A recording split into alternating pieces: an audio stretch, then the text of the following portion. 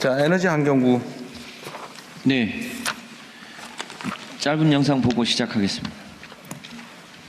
붉은 태양 떠오르고 눈부신 빛 모아내니 우리 바다 바람 모아 맑은 기운 솟아나니 빛이 번쩍 힘이 불끈 우리 에너지가 제일이여. 아름다운 국토강산 녹색 산업꽃 피우고 자원순환 이뤄내니 어허 기후위기들랑 썩 물러거라. 첨단 산업 숨통 키울 전력 용수 속으로 치며 전례 없는 총력 지원 이제부터 시작이라. 반도체며 AI 데이터 센터 우뚝 솟아 대체 불가 대한민국 보란듯이 성공하고 탄소 없는 녹색 문명 키워보세 빛내보세. 기후 에너지 환경부와 함께 하세. 감사합니다.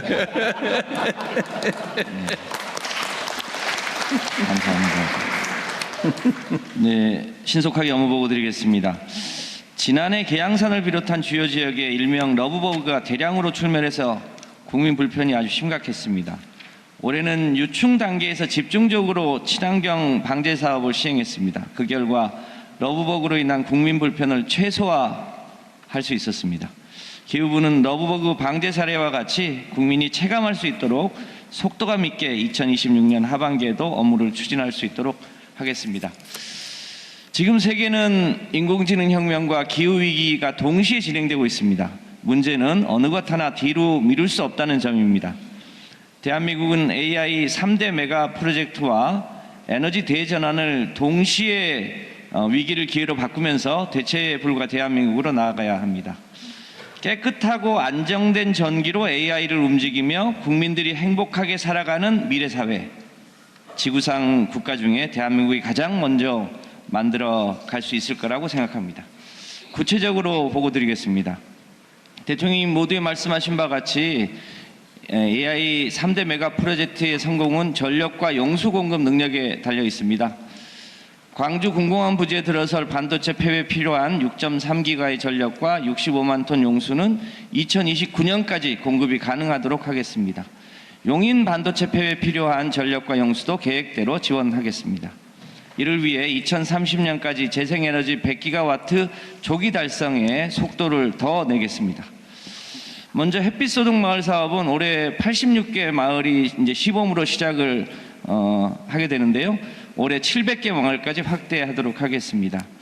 10kW 미만 주택용 태양광 사업은 기존에는 상계 처리 방식을 했는데 앞으로는 현금 정산 방식으로 바꿔서 가족 햇빛 연금이 될 수 있도록 하겠습니다. 공장 지붕, 영농형 수상 태양광도 보급을 본격화하고 태양광 발전 단가를 킬로와트당 150원 이하로 낮춰서 가스나 석탄보다 더 저렴한 에너지원이 될 수 있도록 하겠습니다. 풍력 사업도 본 궤도에 접어들었습니다. 올해 풍력 입찰 물량은 4기가와트 규모로 늘어났고 공동 접속 제도처럼 발전 단가를 낮추기 위한 노력도 결실을 맺고 있습니다. 지금의 노력은 단계적으로 2035년까지 약 25기가와트 규모의 발전으로 가시화될 전망입니다. 재생에너지는 늘리고 석탄 발전은 줄여야 합니다. 석탄 발전이 주력이었던 5개 발전 공기업을 통폐합하고 재생에너지 주력 기업으로 바꿔 나가겠습니다. 석탄 발전 폐쇄 지역은 특별법을 통해 지역 경제가 위축되지 않도록 하고 관련 노동자 역시 정의로운 전환을 통해 직장을 잃지 않도록 하겠습니다. 전력망 체계도 유연성을 높이면서 지산지소형으로 바꿔 나가고 있습니다. 송전망과 배정망에 ESS를 대폭 보강하고 양수 발전댐도 대폭 확대해 나가고 있습니다. 꼭 필요한 고압 송전망은 경과지 주민 피해가 최소화되도록 지중화 구간을 늘리고 개통소득도 신설하겠습니다. 송전 비용, 전력 자립도, 균형 발전 등을 고려한 지역별 전기요금 제도는 이번 달 8월 공청회를 거쳐서 하반기 중에 시행하겠습니다. 130년 전에 에디슨과 테슬라 간에 전류 전쟁이 있었습니다. 당시 교류가 승리해서 지금까지 유지되고 있습니다. 그런데 최근 전력 기술이 발전하고 태양광, 반도체, AI 데이터 센터, 핸드폰, 각종 가정 등이 모두 직류 전원을 사용할 함에 따라서 HVDC 등 직류 전력 시장이 세계적으로 확대되고 있습니다. 기후부는 한전에 있는 나주시를 중심으로 직류 실증 사업을 본격화하고 전력 기자재 산업을 주요 수출 산업으로 육성할 수 있도록 적극 지원하겠습니다. 또한 재생에너지에 가격 신호를 주고 시장 기제가 작동할 수 있도록 하는 사업을 제주도부터 시행해서 그 성과가 호남과 전국으로 확대될 수 있도록 하겠습니다. 이런 내용을 담은 제12차 전력수급 기본계획을 10월까지 마련하겠습니다. 특히 신규 원전 문제는 전문가 의견과 국민 의견들을 거쳐서 확정할 수 있도록 하겠습니다.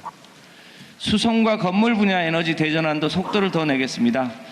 올해 전기차 전환 비중이 신차 기준 20%를 넘었습니다.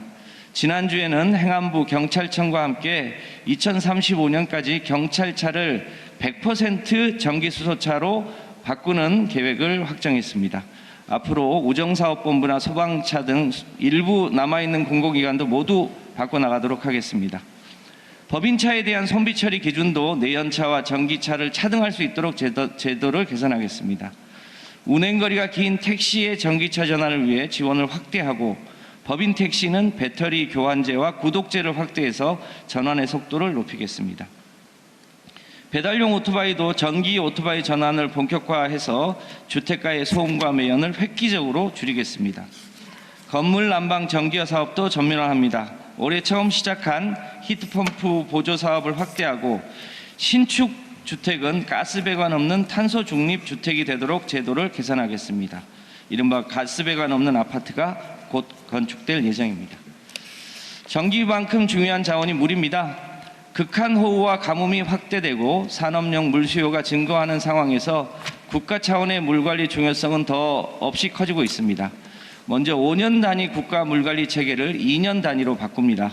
발전용, 농업용, 식수용, 홍수방어용, 양수용 등으로 나눠져 있던 용도별 댐 체계를 통합해서 다목적으로 활용할 수 있도록 하겠습니다. 특히 반도체, 팹 등 산업용 물 수요는 차질 없이 공급하되 하수 재이용 등 물의 재이용률을 최대한 높이겠습니다. 가뭄 취약 지역에는 하천과 댐과 댐을 연결할 수 있도록 하고 지하 조류댐을 설치하는 한편 이동형 해수 담수화 시설을 준비해서 국지적 가뭄에도 대비할 수 있도록 하겠습니다. 물은 흘러야 합니다. 불필요하게 물길을 가로막는 보는 해체하거나 개방해서 수 생태계를 최대한 복원하겠습니다. 영산강과 섬진강의 수계를 분리하고 섬진강 유역청을 신설해서 4대강 체계를 5대강 체계로 전환하겠습니다. 녹조가 심각한 낙동강 유역과 같은 곳은 녹조 원인 물질 유입을 원천 차단하고 보를 수시로 개방해서 녹조 발생을 최소화하겠습니다. 해묵은 과제인 대구와 부산 일대 식수원 문제는 낙동강 수지를 한강 수준으로 개선하고 복류수와 강변 여과수 방식으로 원수를 채취한 후 정수장에서 한 번 더 정화하는 소위 3중 필터 방식으로 해결하겠습니다. 현재 대구 치수장에 설치된 복류수 실증 결과를 토대로 내년에는 본격 사업에 착수할 수 있도록 하겠습니다. 인공지능 대전환 못지않게 중요한 과제가 녹색 대전환입니다. 대표적인 과제가 전체 탄소 배출의 15%가량을 차지하는 철강 분야를 수소환원 제철로 바꾸는 일입니다.